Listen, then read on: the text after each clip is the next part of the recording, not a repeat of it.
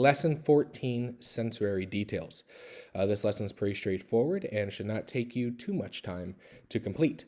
So, first off, I want to point out that there is a video right here for you to click on and watch. And what that video does, it kind of gives you a little bit of an introductory of what the five senses are and how you can use that in your writing. All right. And then the goal of this lesson is to access our five senses to enhance our writing style, which will then increase the visuals that you provide the reader. All right. So it's not only going to increase the quality of your writing, but it's also going to enhance the ability of the reader to visualize what you are talking about. So give that video a watch. And then the five senses are sight, audio or hearing. We got smell, taste, and then feel and touch. Those are the five. You could get into the sixth about, the supernatural sort of concept, but the ones that we know for certain are the five. All right. And so what you do is you take your narrative topic and then you take each five or each sense of the five and you write a sentence or two using that sense to enhance your writing. So an example, if you are telling the story about your most exciting birthday, right, party that you had, okay, so then you want to get into detail about the cake because the cake was super impressive to you. All right, so you might just say, yeah, so my birthday, we had carrot cake. It was so delicious. Oh my goodness. All right, awesome. Cool. I know what carrot cake is, but not everyone else knows what carrot cake is. So get into detail. Use the five senses to elaborate on what carrot cake is like. So what does it look like? Well, the carrot cake I've seen is made out of carrots. That's one of the key ingredients, obviously, but it's usually a thicker cake, a little bit more dense, and it has usually a white frosting, cream cheese frosting on it. So that's kind of what it looks like. Well, then what does it sound like? Well, that's a little bit harder, so you may not want to delve into the sound on cake, but maybe you can go into the fact that, it has a delectable cut as you slice into the cake. I don't know.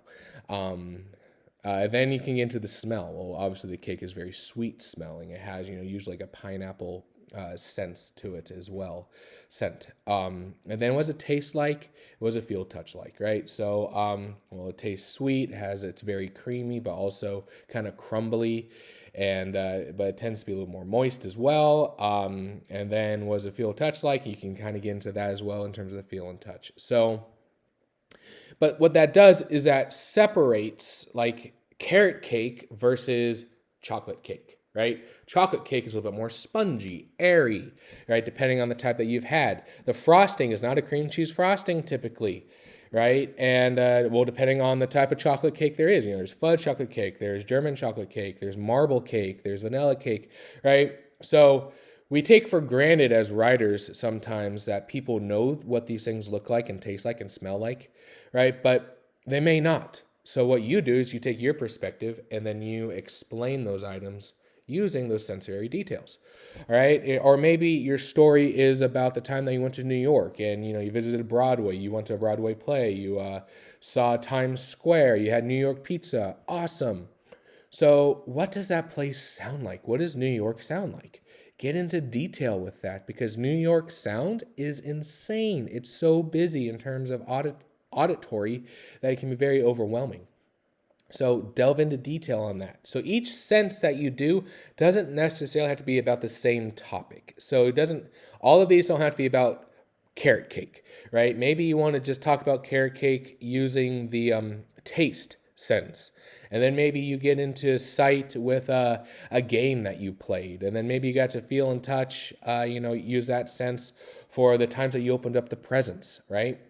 So there can be different topics for each of these senses if you want, but they all should relate to the main narrative that you're going to be writing about. And then the hope is that you can use these sentences that you develop here in your actual essay when you begin to write your essay. All right. So sensory details, they really build up the quality of your writing style. They enhance the visual aid for the reader. And you just become a far more proficient writer when you use sensory details. So go ahead and give that video a watch and start developing some awesome sentences that you can potentially use in your narrative essay.